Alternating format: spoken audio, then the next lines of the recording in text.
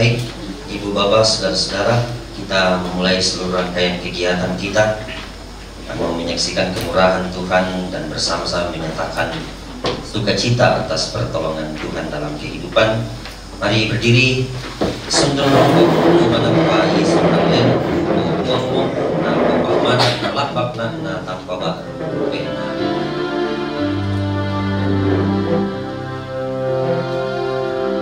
Sundul rokokku kumanapa, Yesus tang lelun upupuanmu, ngapo pamana nalapakna, na tanpa baru penahanna, sende batenku kumenani, umpuri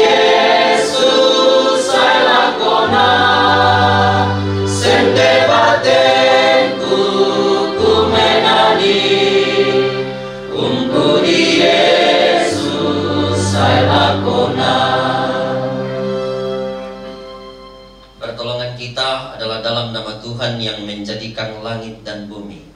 Amin. Salam kepadamu dari segala orang kudus. Silakan. Mari kita bermazmur dari Mazmur 147.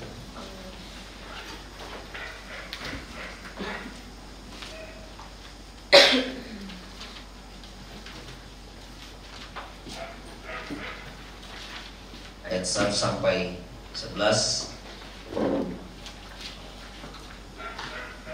Haleluya, sungguh bermazmur bagi Allah kita itu baik. Tuhan membangun Yerusalem.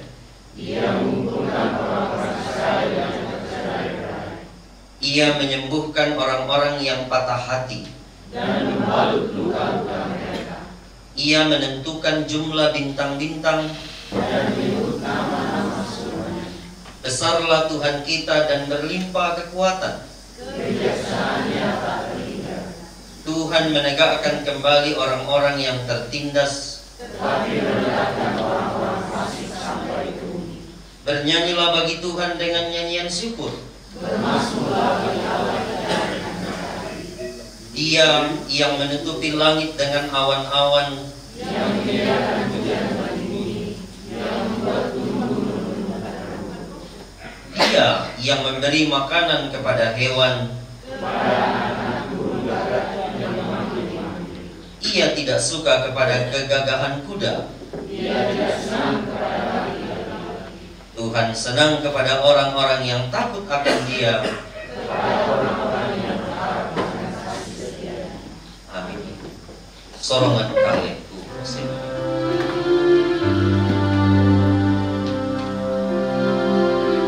Sorongan kalengku posende, nati lempani akan surga, nanyan malaikat rapat tongan, kamarampasan nur rondongna, sende batenku kumenani, umpuri Yesus saya lakona, sende batenku kumenani, umpuri Yesus saya lakona.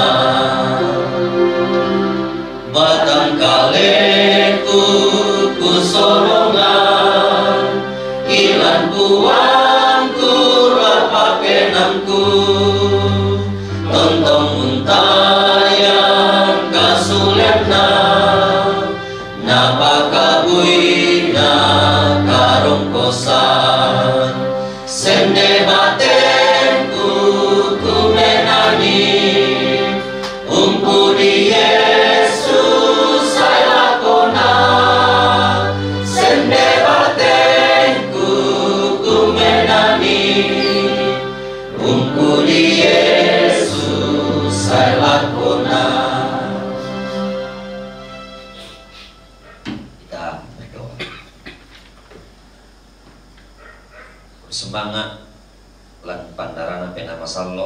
ki kalingkan teka Tuhan situru tubangka mian lu lako kami. Uri sumanga mian takkan lan pak kamayan la mendadi kamala biran diolomi la biparakar uri sumanga mian tak marampakan rampo si tamu mali lante banua ite lau si padokoi si pak nanungi te memintu upasana si tetena tanggung jawab mendadi misa mentor lako proponen lagi na gereja Toraja lagi parandangan ite kasih tamuangki unanungan kadami maran nuanan kan uang lama kadang-kadang uang milan tuntunan pena masalo dan nompak na yante kadami mendadi pangada pak papakatana lako kami umpataru ite memintu pasanan si tetena pasanan pak kamayan lalili na gereja Toraja pak dipagari misalaki opuang perangika mas sambayan lan Kristus kime tambah mati kalemi ambe do seluga. Amin.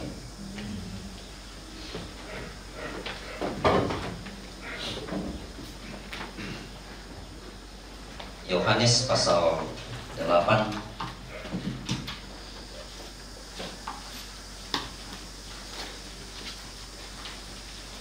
ayat 30 sampai 36.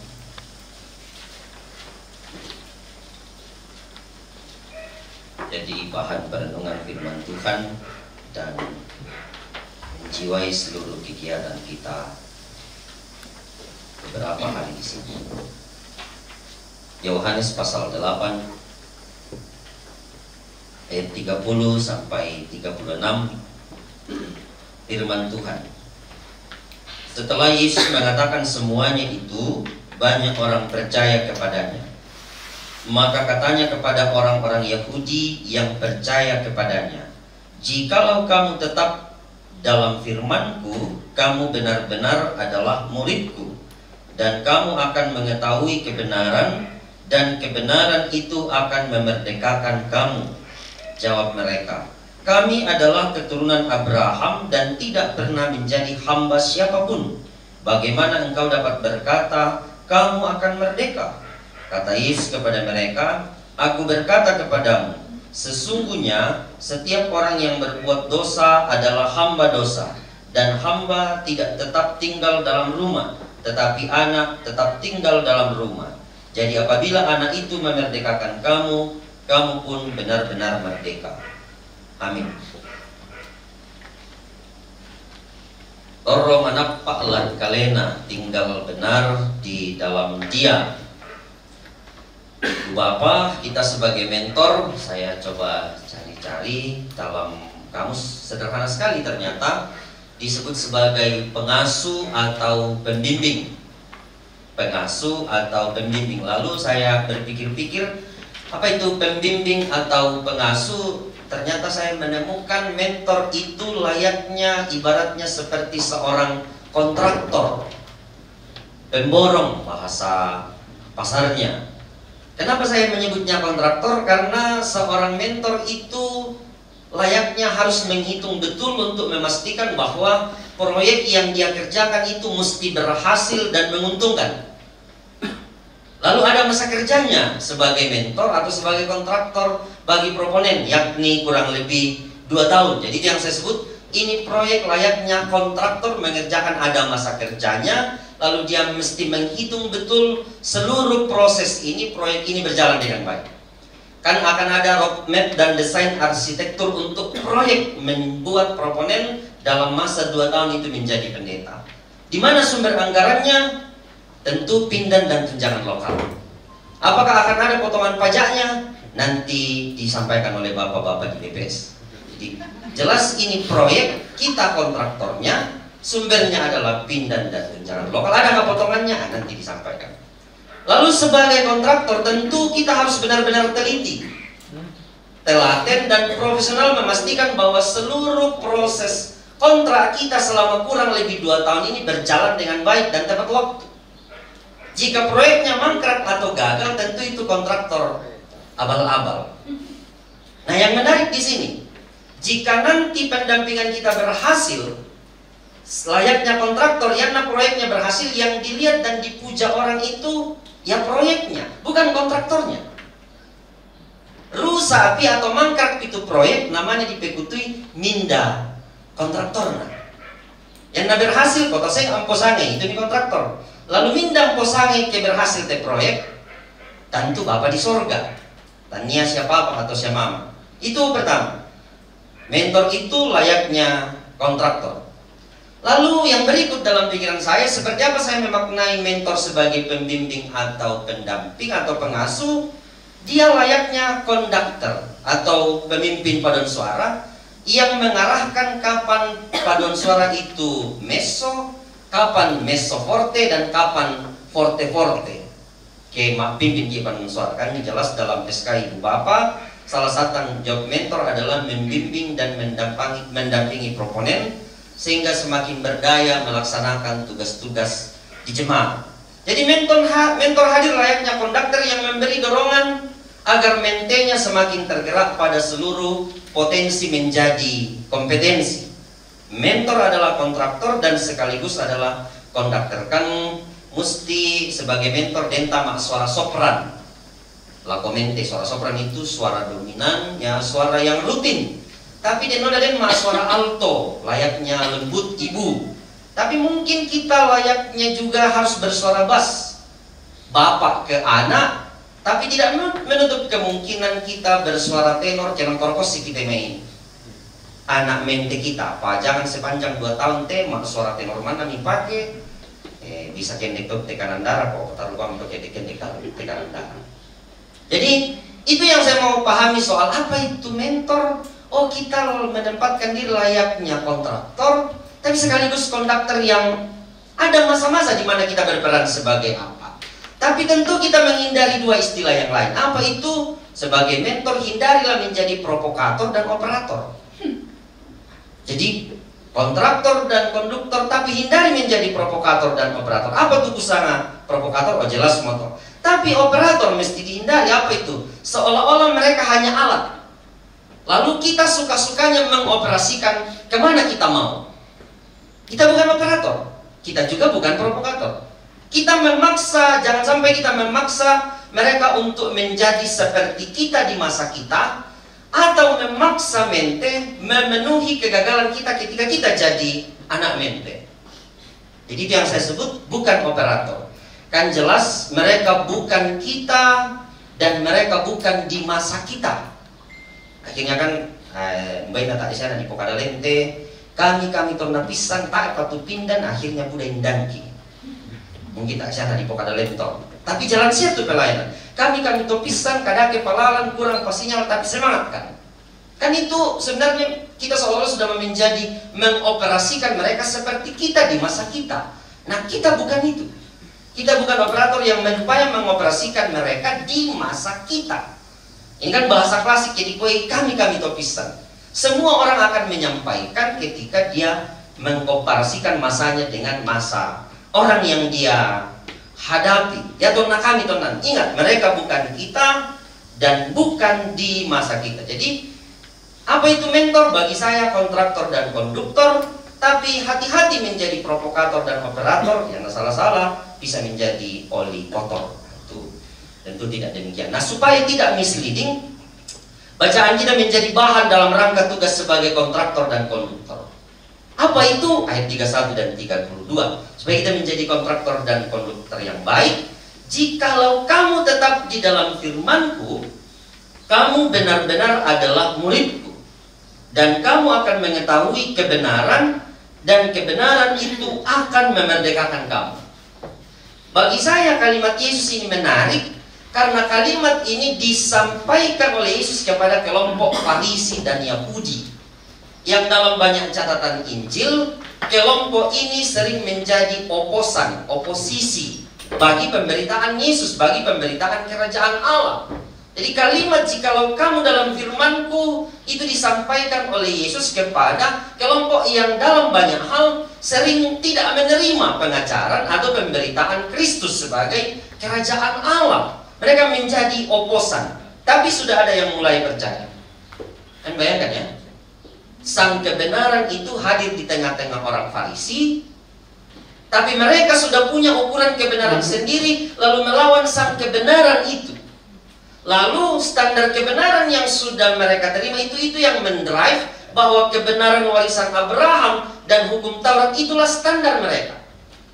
Jadi mereka sudah dibentuk sekian tahun soal apa itu kebenaran, lalu kebenaran hadir di depan mereka, mereka menjadi oposan dari kebenaran itu. Ini saya renung-renungkan seperti orang yang belajar naik motor, itu kelompok Yahudi yang menjadi oposan dari kerajaan Allah dalam teks ini. Bukan tangan-tangan STO ya, Yahudi dalam teks ini layaknya orang yang belajar naik motor, tak apa tuh, metik teh, atau motor apa, personelan, tapi biasa di motor gigi. Lalu dia belajar naik motor, dari sini ke Rangkepau selalu pakai gigi 1. Gigi 1 bang nak pakai, tak apa nak tahu gigi 2, gigi 3 dan 4. Nah dia tahu nggak tamu nak kami, tapi itu matua. Yang mi pas bang tuh motor nih, rusak tuh motor nih, pakai itu gigi 2, gigi 3, gigi 4 nak kami. Iko baga. Tapi itu gigi 1 namanya dipakai, gigi 2, 3 dan seterusnya. Tapi yang nggak tukar tuh motor, nah kalau apa itu gigi 1, gigi 4 tuh, nah pakai. Bisa nggak tukar toh? Tidak bisa. Nah kau minta salah kau minta motor. Tak bisa tukar ke gigi 4, gigi 1. Nah kau minta balik, iko baga. Sedangkan apa gigi nah, no tukar apalagi ke gigi 1. Itu yang saya maksud tadi. Mereka sudah didrive oleh kebenaran yang mereka pahami. Sehingga ketika kebenaran baru yang datang dalam Kristus itu menjadi oposan. Nah, kau tahu itu. Susiami kami itu ki sangana. Karena ini yang didrive ke dalam kepala mereka. Jadi pengalaman kita sebagai pendeta 5, 10, 15, 20 tahun pasti telah mendrive kita untuk menemukan seperti apa yang kita sebut figur pendeta. Dan pengalaman itu yang mendrive kita selama ini. Oh ya, palete itu sangat pandita. Makanya ada banyak cerita itu. Ya tuh na proponen, kita banyak tunduk, jadi pendeta mulai nandu. Nah tentu tanya terangku menjadi mentor join sengat, tapi kayaknya tidak jauh beda. Periode pertama orang sering mengatakan aktifnya luar biasa. Periode kedua biasa mau di luar jemaat. Waktu masih di tempat tertentu apapun dikerjakan kan. Yang NDT yaitu Pak Pendeta Alpius sering dirosok dari urusan AC sampai WC. Nah, posarana sebagai direktur. Nah, kalau kita jadi pendeta kan pokoknya kita mau tukang, petani, koki, tata usaha, koster, pemimpin paduan suara dan seterusnya. Nah, ada banyak hal yang kadang-kadang kita tampilkan seperti itu, tapi mudah-mudahan tak istilah. Oh itu na pertama na pendeta tongan tu panditang. Oh itu nama pendon nama ona menjadi pendoti. Dan itu bisa menjadi semacam penjara kebenaran untuk kita.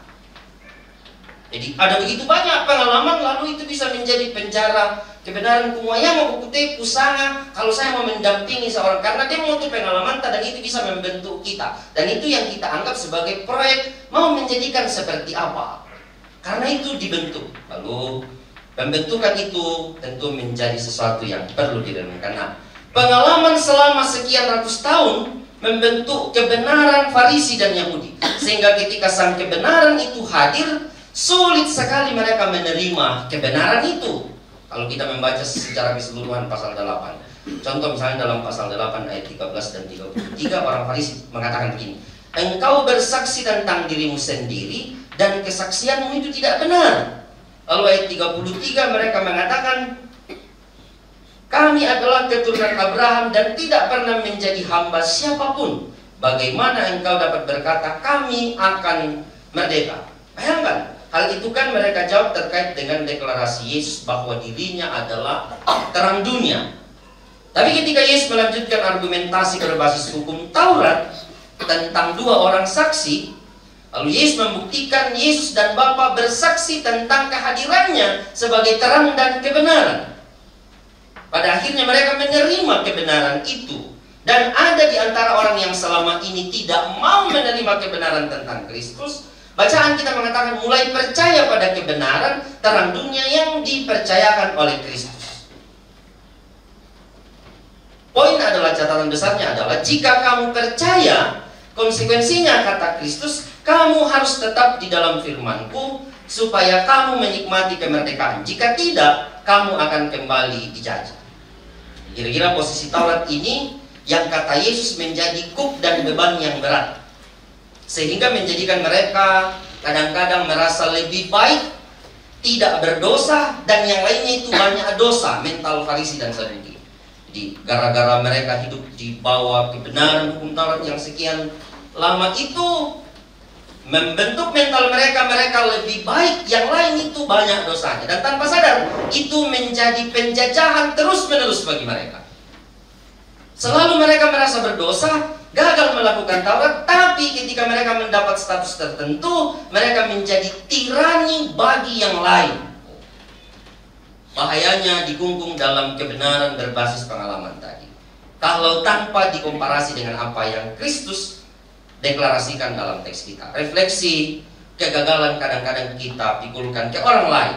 Itu dalam tradisi Farisi. Kristus hadir mengubah hal tersebut. Jika kamu di dalam firman-Ku, di dalamku, karena Kristuslah kebenaran, kamu kubebaskan dari dosa, kubebaskan dari tuntutan hukum, dan kubebaskan dari rasa tirani yang semena-mena kepada siapapun. Itu status kita yang sudah dibebaskan dari kuk dosa, dari kuk hukum, dan dari kuk tirani yang semena-mena karena dibentuk oleh yang hukum Taurat tadi. Itu status kita. Ajaran kita mengatakan kita diciptakan menurut gambar Allah, gambar Kristus. Kita adalah umat Allah, umat yang kudus, yang ditebus dalam kematian dan kebangkitan. Itu kebenaran kita. Kebenaran bahwa kita ini dipilih, ditebus untuk diutus oleh Allah. Itu kebenaran kita. Bukan saya yang kemudian menjadi standar kebenaran. Dan kita sama-sama diutus ke dalam dunia. Maka itu hal prinsip yang harus mendrive kita. Kita sama-sama ada di dalam firman. Jadi mentor atau mente, kita sama ada di dalam firman. Yang tiga tadi itu, yang menurut gambar Allah, yang ditebus dan diutus. Artinya kita tidak menjadi standar kebenaran bagi yang lain, tapi standar kebenaran di mana kita dibenarkan menjadi orang yang diciptakan menurut gambar, kita ditebus dan kita diutus. Itulah kesamaan kita. Tak itu lebih tinggi dan seterusnya. Itu rumah dan ruang kita di dalam firman. Kita sebagai mentor ada di ruang firman itu, dan sebagai mente pun juga ada di dalam ruang itu. Tidak ada yang sedikit di atas ruang yang lain atau yaitu mente di bawah ruang yang lain. Itulah proyek kita sebagai kontraktor dan panduan kita sebagai konduktor. Memastikan bahwa seluruh proses pendampingan kita tidak keluar dari firman yang membebaskan. Jadi kan Kristus hadir membebaskan, lalu itulah ruangan kita di mana kita hadir memastikan seluruh proses pendampingan ini adalah proses kemerdekaan dan proses yang membebaskan. Jika mentor tidak menjadi pembebas, tentu menjadi sebuah pertanyaan, jangan-jangan proyek kontrak saya ini tidak seperti proyek Kristus di mana saya harus membebaskan, bukan menjadi tirani bagi yang lain. Kita hadir untuk memberi kemerdekaan, liberty, kemerdekaan yang berdasar pada Kristus, bukan freedom, kebebasan suka-suka saya. Kalau kita tidak tetap di dalam Dia, peluang untuk menjadi tirani itu, memberi beban, bahkan merasa lebih baik akan memprovokasi kita. Aku siap mau butuh pandita, senior, lulus mau aku ajaran gereja Toraja dan lain-lain. Kalau itu masih bermental sebagai orang yang dipercaya menjadi kontraktor, kita tidak ada bedanya dengan Farisi dan Yahudi tadi. Makanya mereka bisa penuh kegalauan, kecemasan, ketakutan, gelisah kalau mental itu belum dilekatkan bahwa kita ada di ruang yang sama. Apa itu? Di dalam firman. Dan kita sama-sama melekat di sana. Kalau bukan itu yang menjadi drive kita bersama, yang tona budak apa untuk mente, tapi kadang-kadang mungkin pengalaman kita mataku sedangmu. Mentor saya kemarin ketemu 3 orang proponen karena melakukan kegiatan supervisi, datang itu kegiatan hari ini. Nah, kau minta tipin aku si Pak kan aku mentor kita betul beri. Ya san aku yang ulang mali mau si Pak kan mau nak foto domba tuh. Ibenang mau tuh mari mau domba. Tak kan deh Pak, tak foto makanan mali tuh. Mentor. Tentu itu hanya perasaan mereka yang tentu belum tentu benar, perlu dikonfirmasi. Tapi ingat, firman Tuhan mengatakan kita ada di ruang yang sama untuk hadir memerdekakan, membebaskan mereka untuk lekat. Dan ketika kita sama-sama ada lekat, dekat, berdiam di dalam firman itu, tentu visi kita sama, menjadi pembebasan, kemerdekaan bagi yang lain, menikmati karya Allah, karya keselamatan di dalam Kristus, sehingga pada akhirnya kita sama-sama ada dalam arak-arakan sampai pada penyempurnaan ketika Kristus datang kembali. Nah, pasake komi puang seria komi kamerampasan.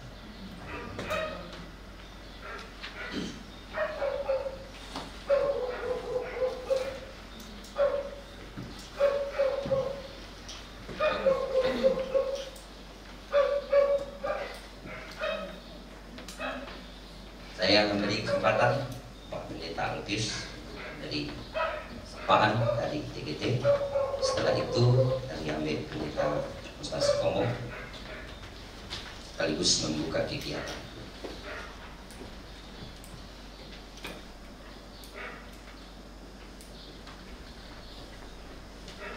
Selamat pagi Bapak Ibu. Terima kasih sudah berpartisipasi dalam kegiatan ini, merespon undangan dari BPS ya. Jadi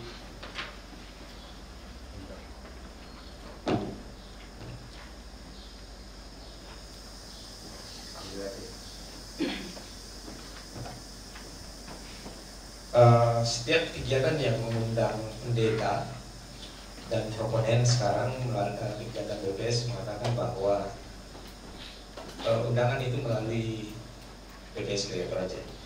Ini juga untuk mengatur lalu lintas keluarnya para pelayan Gereja Toraja. Jadi kontrol BPS semua,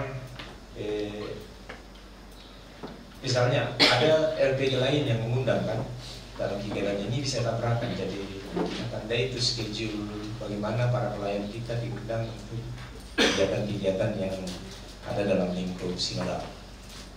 Itu yang pertama. Jadi kami bersyukur dan berterima kasih Bapak Ibu Pendeta, para mentor yang sudah di SK-kan oleh BPS respon dengan sukacita kegiatan ini. Ini pengalaman pertama kita 3 hari. Jadi tradisi atau itu sih sangat loh, tapi Pak Ketua menawarkan satu konsep baru. Aku pernah bokare itu pelantangan, dan Ibu Sekretaris sangat setuju bahwa kita ini, dan waktu saya dengar konsep ini, saya pikir juga ini sesuatu yang menarik, yang baru, dan kita ada dalam gerak pengembangan kapasitas pendeta.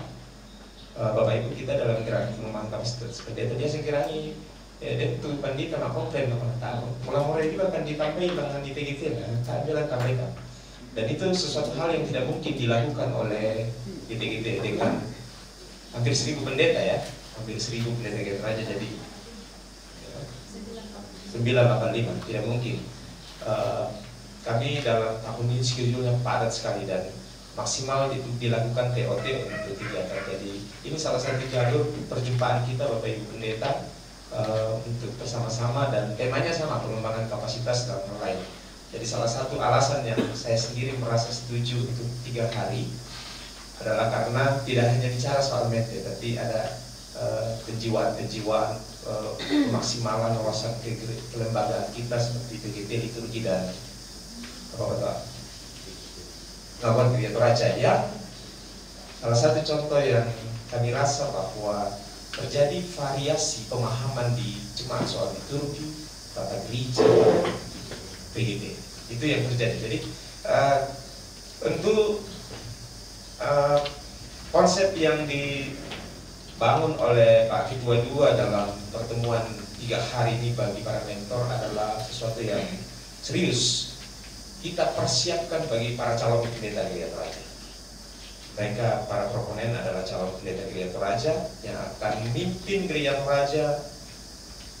Mereka yang akan sampai di petiran terbaiknya Gereja Toraja, 100 tahun Gereja Toraja. Kita dapat pensiun mungkin meritus, tapi mereka yang akan memimpin Gereja Toraja sampai pada 100 tahun, di mana visi kita adalah petiran terbaik. Gereja Toraja menghasilkan mutiara-mutiara terbaik. Nah, yang kata ada dipersiapkan tuh nanti para calon pendeta dapat dia hanya menjadi visi yang dilambi ialah Pak takwa atau si salah di pemimpin. Dan itu sudah menjadi mimpi dari SSA 24 di Makassar. Bapak Ibu, saudara-saudara, sebagai mentor saya aminkan sebagai orang pilihan Gereja Toraja melalui Badan Pekerja Sinode. Dan di sana dipilih dari sekian banyak, tentu ada sesuatu yang istimewa pada Bapak Ibu pendeta ya. Ada kemampuan nih terutama dalam hal keteladanan. Saya baca uraian tentang mentor. Satu hal yang hampir sama apakah ada pendampingan bagi orang yang berpengalaman. Si teman kan itu pendeta dan nasa mas. Pengalaman ada ya? Kecuali pendeta baru.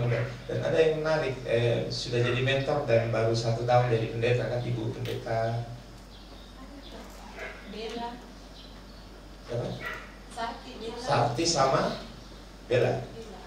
Ya, itu bayangkan baru pengalaman jadi pendeta mungkin 1 tahun lebih kan, tapi Gereja Toraja melalui wilayah sudah mempercayakan itu. Jadi ada sesuatu yang bisa kemudian diyakinkan bagi Gereja Toraja dalam diri Bapak Ibu pendeta ada.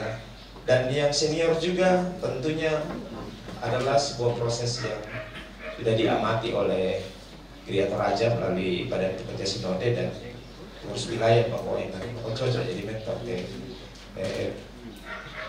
Bapak atau Ibu pendeta ini. Tentu ketika dari pengalaman dia kesimpulannya adalah membuah kira-kira gitu ya, mabuk gitu. Nah, sebagai pilihan dan yang berpengalaman,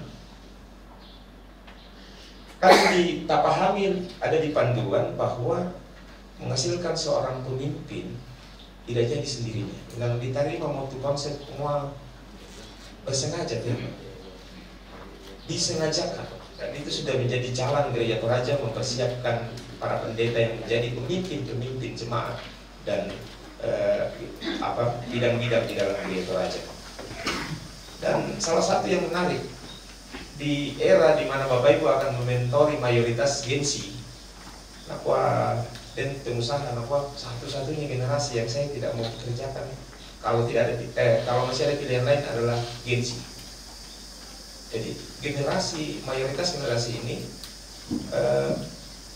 berbeda sekali generasi. Jadi pendekatannya memang kita harus pendekatan teori generasi ya. Dan Ibu Malni apalagi istilahnya kalau generasi ini yang alpha ya. Alpha itu yang generasi stroberi ya? Ya. Atau Gen-Z? Gen-Z dan Alpha. Gen-Z dan Alpha, generasi stroberi. Kira-kira apa lagi soalnya itu? Kesimpulannya soal stroberi? Cantik dari luar, lembe di dalam. Ini Bapak Ibu, inilah calon yang sedang kita maintain. Tapi sebuah hasil dari proses zaman yang memang sekarang ini mereka banyak diasuh internet. Kalau kita kan diasuh oleh permainan-permainan keras, tantangan keras. Masa pendeta kita mayoritas jalan naik turun gunung. Mereka sekarang motor. Nah, rupanya tantangan seperti itu membentuk ketangguhan kita. Mendaki gunung, hujan, panas. Itu yang membentuk ketangguhan kita menghadapi masalah. Nah, yang menarik bahwa ini yang saya baca perbedaan dari teori mentor itu adalah justru seorang mentor melakukan umpan balik, memberi tantangan. Jadi ternyata mentoring itu bukan sesuatu yang natural aja dan menunggu yang penting apa mentor. Ternyata mentor sampai pada titik mendesain tantangan bagi program. Apalagi Gen-Z kan yang kurang mengalami tantangan, justru kita yang mendesain tantangan. Tidak apa-apa dibuatkan tantangan untuk melihat dan bagaimana dia mengalami itu. Nah, kira-kira itu ciri khas dari mayoritas Gen-Z sekarang. Tapi saya tahu bahwa ada beberapa menti yang sudah cukup matang ya, komponen yang sudah cukup matang yang mungkin sementara Bapak Ibu atau menghadapi tantangan masalah kita bersyukur untuk itu. Artinya kerjanya tidak lagi terlalu berat. Dan Untuk yang saya sampaikan tadi, ini adalah proyek pertama kalau mengikuti Pak Tommy. 3 hari Bapak Ibu, itu menjadi diskusi menarik kita di grup. Ya tentu sesuatu hal yang baru. Dia tidak terasa baru ketika tidak dipercakapkan. Jadi sesuatu yang baru dipercakapkan. Tentu Pak Musik yang akan menjelaskan nanti apa sih visi yang lebih dalam dari kerinduan untuk membuat kegiatan ini 3 hari ya Bapak Ibu. Terima kasih untuk kita semua. Kita akan berproses, tidak terlalu berat di sini. Semoga Bapak Ibu datang dengan sehat, pulang dengan sehat juga, karena kita tidak padat ya. Jadi jam 5 kita sudah selesai ya Bu Seni. Ya, setelah itu kita santai, mau diskusi, itu yang disebut heart to heart. Bisa juga dengan pendamping mentor, pendamping di EPGT untuk bicarakan ini secara khusus. Tapi kita punya sesi itu di sesi terakhir. Habis semua pendamping basis, Promen akan menjelaskan mente Bapak Ibu yang bagaimana kami berproses 3 bulan di sini. Pasti tongan lah, di masa itu kamu berproses sholat ke mente kita ya, para proponen. Kami maksimal totalnya 3 bulan, Bapak Ibu. 1 tahun lebih lah berproses di jemaat. Saya kira itu yang saya sampaikan. Terima kasih sekali lagi, saya menyambut Bapak Ibu dengan sukacita di rumah kita di sini TGT, rumah calon pendeta dan pendeta Gereja Toraja. Salam.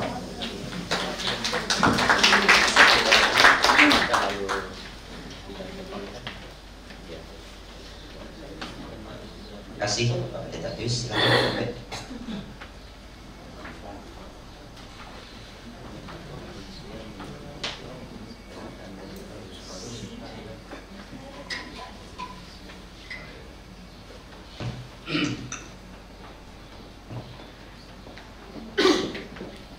Terima kasih Pak Pendeta Tommy. Selamat siang Bapak Ibu. Selamat kepada rekan-rekan di TGT, Pak Direktur, Sekretaris, para Sekretaris, semua yang terlibat di TGT. Kita bersyukur bahwa kita terus kompak dan bersemangat untuk melayani. Kita doakan rekan-rekan di TGT yang saya sering katakan, mereka tunggu sangat padat dibanding di jemaat. Rekan-rekan, kalau kita di jemaat itu kita bisa berkunjung pagi, setelah jam 9 kita sudah bisa ngopi-ngopi. Kalau kita di jemaat itu, kalau tidak ada yang sakit, yang berduka dan lain, kita bisa istirahat 1 hari 2 hari. Tapi di TGT ini ketika kami coba menyusun jadwal, hampir tidak ada hari yang kosong di TGT.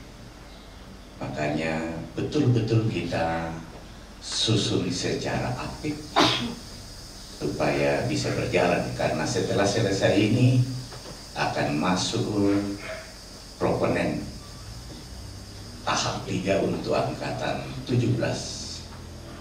Setelah itu akan masuk proponen tahap 3 angkatan 18. Setelah itu kita masuk rekoleksi. Pak Sutri dulu ya, Pak Sutri untuk bulan 4 selama 4 hari pasang suami atau istri dari pendeta. Nah, yang non pendeta akan kita kumpulkan di Misliana. Sesudah itu kita akan masuk rekoleksi. Sesudah itu kita akan masuk tahap 2 untuk angkatan 19. Dan sesudah itu angkatan 12, 20, di dalamnya kita akan lihat waktu yang kosong untuk POT kepemimpinan. Dan masih banyak lagi. Sehingga saya selalu katakan di teman-teman di PDT, kita terus berdoa semoga sehat-sehat. dan Tuhan berkenan untuk pelayanan rekan-rekan. Mumpung masih muda-muda, makanya yang ada sekarang kecuali saya hampir semuanya muda. Pak Esron juga yang akan bergabung di TGT masih muda, makanya semangatnya muda. Bapak Ibu, rekan-rekan yang saya kasihi, kegiatan kita hari ini yang dimulai dibuka hari ini dengan bersengaja kita pikirkan untuk 3 hari. Tentu pertanyaannya, mengapa 3 hari? Kalau sekedar untuk mentor dalam rangka pendampingan mente, benar yang saudara-saudara usul, kita bisa laksanakan melalui Zoom. Karena itu tidak terlalu rumit. Mengapa? Kalau sekedar kita hanya bicara pada posisi untuk mendampingi mente kita. Karena paling 2-3 jam dan diskusinya beberapa jam, kita bisa tuntas. Tapi karena memikirkan bahwa dalam rangka pendampingan itu dan melihat kondisi mente-mente kita, ya, bahwa mereka juga untuk tahapan seleksinya tidak sekedar sebagai sarjana, karena kalau sudah sarjana kita sudah aminkan, tapi daya kritisnya dan lain sebagainya sudah sangat luar biasa. Karena itu dalam evaluasi selama di tahap 1, kan setiap kegiatan di TGT selalu dievaluasi, termasuk pendamping-pendamping. Mereka juga mengkritisi orang-orang yang dipanggil di TGT untuk berbicara di sini, termasuk ketika berbicara soal pengakuan Gereja Toraja, tata Gereja Toraja. Maka nata abang nasusi to, tu napokadan na pengakuan. Tak abang nasusi to, tu nasangan na tata gereja. Artinya apa? Banyak adik-adik kita yang justru paham soal tata gereja agak lebih tajam. Nah, karena itu memang menjadi penting betapa banyak hal yang akan kita diskusikan di sini. Demitor kisahnya kikwa tanpa si gabung kami kegiatannya tetasangai pengembangan kapasitas. Karena kalau kita hanya mengundang beberapa orang, terbatas juga. Ya, katakanlah misalnya ketika kita mengundang konseling cuma beberapa orang, 30 orang itu sangat maksimal. Sementara kita pendeta di Gereja Toraja sudah 986 orang. Jadi pensiun kita apa dalam BIK undangan.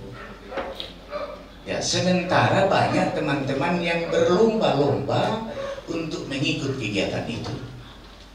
Nah, ini yang kami pikirkan bahwa mungkin saatnya lebih tepat, karena sekalian dari jemaat kita keluar, sekalian banyak penyegaran-penyegaran, diskusi-diskusi kita, karena orang bijak katakan semakin mudah disipaka dan semakin banyak orang tempat kita berdiskusi, maka semakin banyak juga pikiran-pikiran kita yang bisa terbuka. Masalah yang kedua, jemaat-jemaat kita termasuk rekan-rekan pendeta pantan untam baibang penceramah. Dan katakanlah kita bicara soal pengakuan, pantan tambay bang mau itu fasilitator, dan akhirnya paham kita yang telah kita sepakati bahwa inilah paham Gereja Toraja, paham natuna paksakan tama pada pembinaan-pembinaan di klasis-klasis atau di jemaat-jemaat. Tak ikuti bangun miton namanya mulai itu di sana struktur baru Gereja Toraja. Ya, waktu kita mengatakan semua majelis gereja itu dibagi habis ke dalam komisi atau bidang. Pembangsa kamu garaga struktur, mana dibahas terus strukturnya, nah struktur BPM bangsa. Sangat nabang hari di sana do BPM, termasuk teman-teman banyak di jemaat memposisikan diri seperti BPM. Ya mitone itu keputusan lebih mudah jo PMJ. Karena paham kita mengapa itu berbeda-beda, waktu baru diputuskan pantan male pemutus rokko jemaat menjelaskan. Dan inilah yang sulit sekarang dicabut karena tertanam dalam pikiran kita soal model atau struktur yang ditanamkan waktu itu. Yang tentu masusah mau dicabut lamai karena tertanam nasa molan tangna atau akhirnya apa? Nah kami tahu yang kami hormati ketua pimpinan majelis gereja. Maka ayat toh basit tata gereja di yaitu badan tetap minda majelis gereja. Artinya pimpinan hanya bahagian dari pekerjaan. Dia bukan posisi seperti badan. Tapi karena mau tentu karena paham kita. Ya. Artinya diakibatkan oleh fasilitator membenarkan ide atau namanya dirancang tata gereja tak pernah putus malam lima ceramah naya moto ide atau tuna pokada jom masuk sabi dicabut. Akhirnya dalam diskusi dengan proponen yang dikuat dalam hal-hal seperti itu menurut kami supaya maksimal kita dalam rangka pendampingan maka paling tidak hal-hal yang pokok itu misalnya pengakuan tata gereja liturgi menjadi hal yang sangat penting. Ya tentu lentang naki dan ini juga bisa ketika kita sudah agak lebih bertajam 3 hari di sini, kok bisa sudah tentu menjadi fasilitator di jemaat masing-masing soal pengakuan Gereja Toraja. Sabak kok kalandongli dan pasti kita berdebat banyak di pengakuan. Bisa abang mau contoh di kuah ya mati dosa kah atau memang konsekuensi sebagai ciptaan.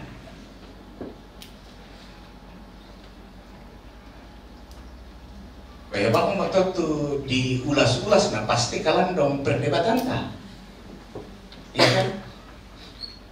Pasti panjang perdebatan kita. Tapi kalau nama mi bangsa kita mahot pagi sebab tak bang tahu mesoroti, atau mak komplain. Tapi benarkah bahwa khotbah yang kita sampaikan itu adalah khotbah ajaran Gereja Toraja? Akhirnya koyang itu jadi masalah-masalah kita menurut saya. Mudah-mudahan ya tertulalan tanmaki sehingga lalu kita mengatakan rekan-rekan yang menurut kami akan membentuk 70 calon pendeta ini akan mempersiapkan 70 orang betul-betul menjadi pendeta Gereja Toraja yang sesungguhnya. Penjelas molan bapana Pak Pendeta Tomini Nato. apakah kita sebagai kontraktor ya atau apa. Saya kira itu menjadi jelas sekali. Nah, Bapak Ibu, memang dilema sekali ketika kita menentukan termasuk soal posisi mentor. Ya, mentor, saya mengikuti saja percakapan kita. Mindan namote itu lametopang tekaram puanta. Memang penting sekali. Justru ketika surat itu keluar, yang pertama adalah salah satu pergumulan jemaat-jemaat untuk hampir mengatakan bergumul soal menerima proponen hingga hari ini adalah apa? Biaya proses proponen sampai pada pengurapan. Ya. Karena yang nasi pentalun tama ITGT, bisa mau direken-reken tutup biayanya, mangkato diurapi, ya. Dan hampir 90% jemaat-jemaat yang ditempati proponen adalah jemaat-jemaat yang kecil, jemaat-jemaat yang sedang dalam proses pertumbuhan. Jadi dilema memang Ki. Ada juga kami paham betul rekan-rekan yang menjadi mentor bingung juga Ki. Sebab termasuk di wilayah 2 dan wilayah 3 ada 1-2 orang pengurus PPSW yang menjadi mentor untuk 1-2 proponen. Antum ikutan Ki matung itu dengan berbagai pertimbangan. Kita bersyukur sudah ada beberapa yang baru selesai diurapi menjadi mentor. Sahabat, misalnya Kemapak ini ya, maksud Sali itu signal mendampingi melalui Zoom. Maksud Sali sehingga Mbak Mori Pak Oki menjadi mentor rok topak kena lama susah. Sahabat, mungkin tempat proponen saja dunia lain. Maksudnya dunia yang tidak dijangkau oleh sinyal. Ya. Itu pertimbangan yang lain. Ya. Karena ada beberapa yang memang diambil alih oleh pengurus PPSW. Ada di Buah Kayu yang diambil alih oleh pengurus PPSW. Karena berharap kita yang 70 orang proponen ini kita akan urapi setelah betul-betul mereka mempersiapkan diri dengan baik dan pasti melalui dukungan doa-doa kita. Nah Bapak Ibu, mengapa ini 3 hari juga? Untuk kita ketahui dari waktu ke waktu, memang apakah karena pendeta semakin banyak,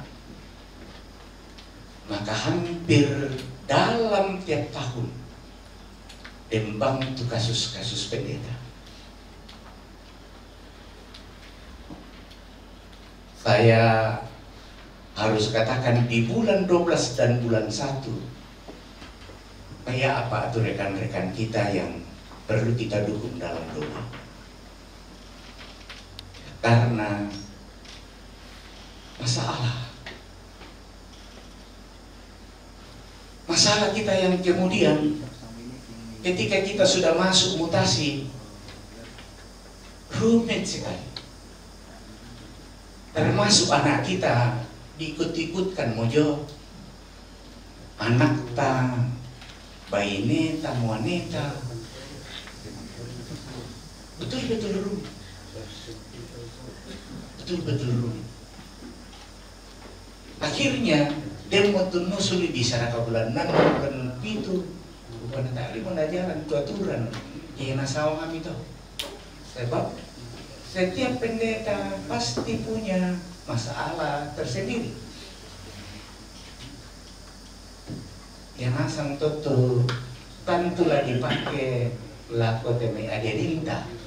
Sebab yang saya lihat, mohon maaf, ya teh adia dinta manipisan mutasi penduan. Apa ya to nakot kena kami salam pokare. Sehingga memang betul-betul orang apa ya?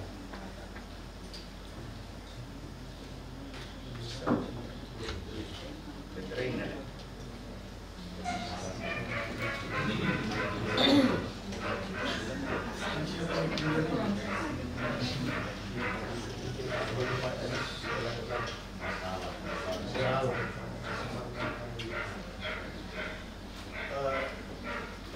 Banyak rekan-rekan kita yang memang apakah karena memang melihat perbedaan-perbedaan itu atau bagaimana, dan karena itu disinilah sebenarnya peran kita para mentor ya, untuk betul-betul meyakinkan mereka bahwa semua jemaat itu, semua tempat itu adalah, semua jemaat itu adalah milik Tuhan. Ngapuar kena melamba apuang jomai marupa-rupa ini. Biasa pokoknya kupaya tu kondisi na jemaat dalam gereja Toraja hanya di bawah 10% tu tasangai kota. Ya, tu tasangai kota. Nah, 70 sampai 80% itu ada di semi dan di desa. Tapi karena yang betul itu kondisi kita yang ada, dan puji Tuhan ini betul-betul menjadi pergumulan yang akan kita tangani. Mudah-mudahan dengan 3 hari ini kita ingin mendapatkan nanti pada kegiatan akhir kita evaluasi. Semua ternyata tak bang tu apa rangki ampain DT dan lain sebagainya, supaya sekaligus menjadi bahan masukan untuk ITGT. Karena ITGT selalu terbuka untuk menerima berbagai masukan dalam rangka pengembangan pelayanan kita gereja Toraja ke depan. ITGT tentu tidak alergi dengan berbagai evaluasi. Kita evaluasi kegiatannya, metodenya, caranya, semuanya kita bisa evaluasi supaya semakin kita memperbaiki pelayanan kita yang maksimal. Bapak Ibu, saya mewakili Badan Pekerja Sinode yang hadir hari ini karena Pak Ketum ada di Makassar. Pak Sekum akan berangkat nanti malam. Ada pertemuan dengan tim pelayanan ke Malaysia ya, untuk diskusi soal kondisi pelayanan yang ada di Malaysia.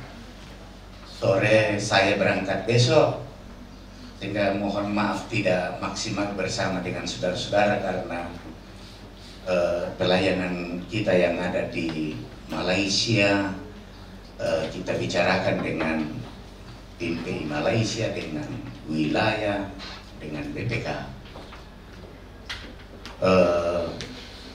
Karena itu mohon maaf ketika rekan-rekan dari Badan Pekerja Sinode tidak datang menjumpai rekan-rekan, mereka menitip salam untuk kita sekalian.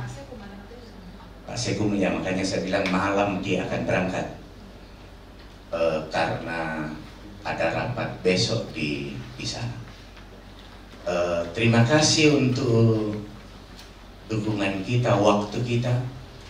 Terima kasih untuk berbagai hal yang kita nyatakan bersama. Kita datang di rumah sendiri dan semoga ini juga menjadi persembahan kita untuk Gereja Toraja. Mohon maaf untuk berbagai keterbatasan menjembatani kegiatan ini, tapi percaya tidak ada maksud untuk tidak ingin mempersembahkan yang terbaik bagi Gereja Toraja. Karena itu saya atas nama Badan Pekerja Sinode Gereja Toraja membuka kegiatan kita hari ini pemberdayaan kapasitas mentor yang dibuka hari ini, hari Selasa tanggal 6 Februari tahun 2024 di dalam nama Allah Bapa, Anak dan Roh Kudus.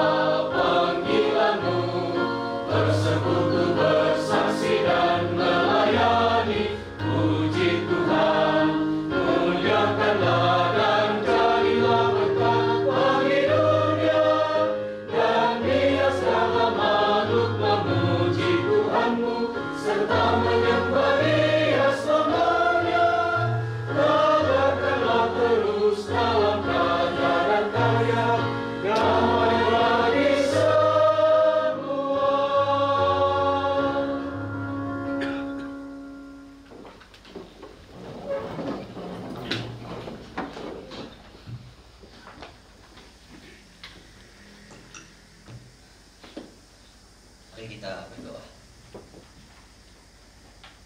Terima kasih ya Kudus, kami boleh merenungkan firman-Mu dengan baik, mengajar kami untuk terus menjalani tanggung jawab kami sebagai pendeta Gereja Toraja, mentor bagi adik-adik proponen untuk terus-menerus berdiam di dalam firman-Mu.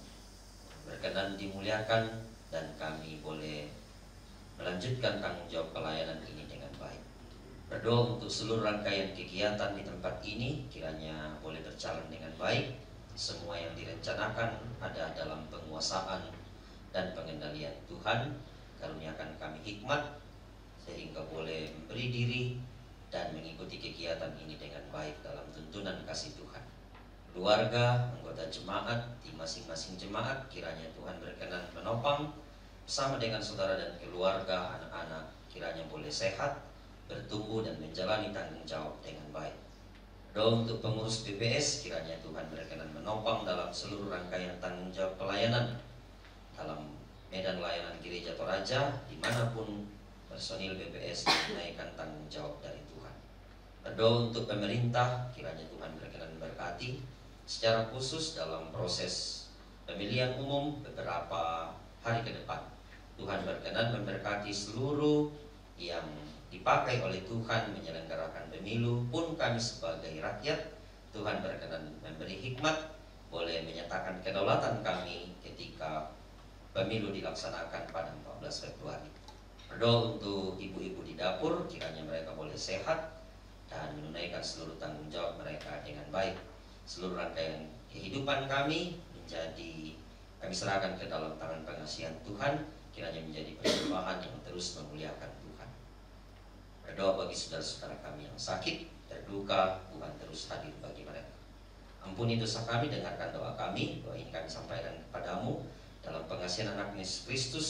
Itulah Tuhan dan Juru Selamat kami, dan yang mengajar berdoa Bapa kami demikian. Bapa kami yang di surga, dikuduskanlah namamu, datanglah kerajaanmu, jadilah kehendak-Mu di bumi seperti di surga. Berikanlah kami pada hari ini makanan kami yang secukupnya, dan ampunilah kami akan kesalahan kami, seperti kami juga mengampuni orang yang bersalah kepada kami.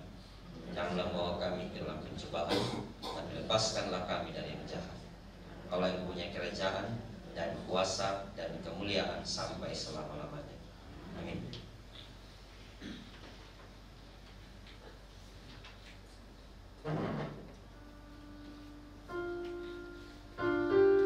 Kita berdiri dan untuk sesama keluar dari tanah sial atas ini.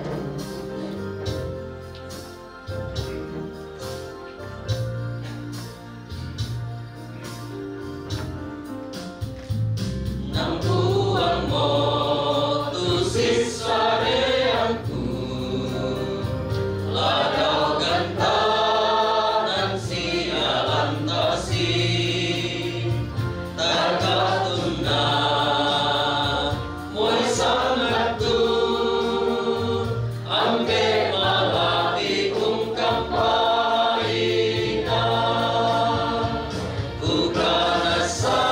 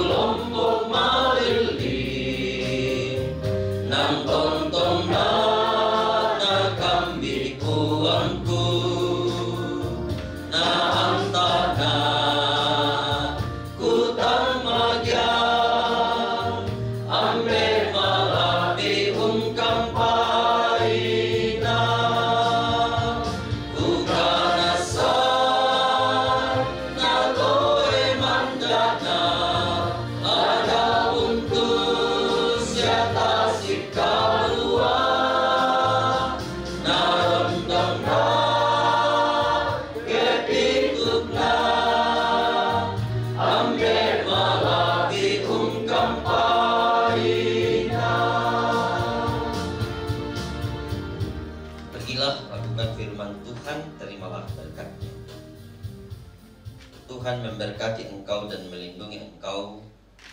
Tuhan menyinari engkau dengan wajah-Nya dan memberi engkau kasih karunia. Tuhan menghadapkan wajah-Nya kepadamu dan memberi engkau damai sejahtera. Kita bersyukur dan menyatakan komitmen kita untuk terus tinggal di dalam Yesus.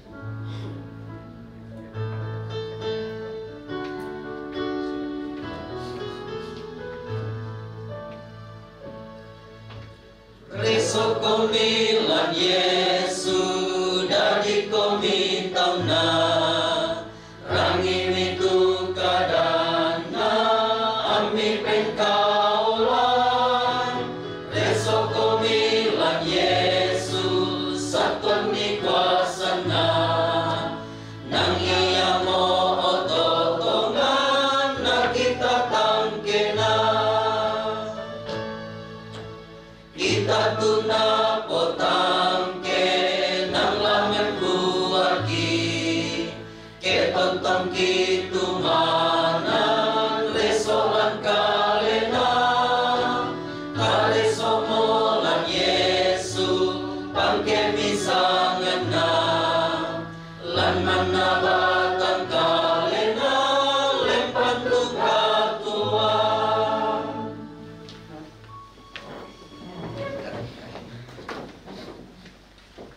Terima kasih Pak Pendeta Tommy yang sudah memimpin kita dalam ibadah pembukaan. Selamat datang untuk kita semua, teman-teman yang baru tiba. Ya silahkan selama-lama.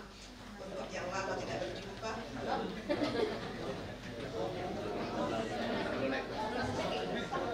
Akhirnya Bapak juga ada masalah Pak.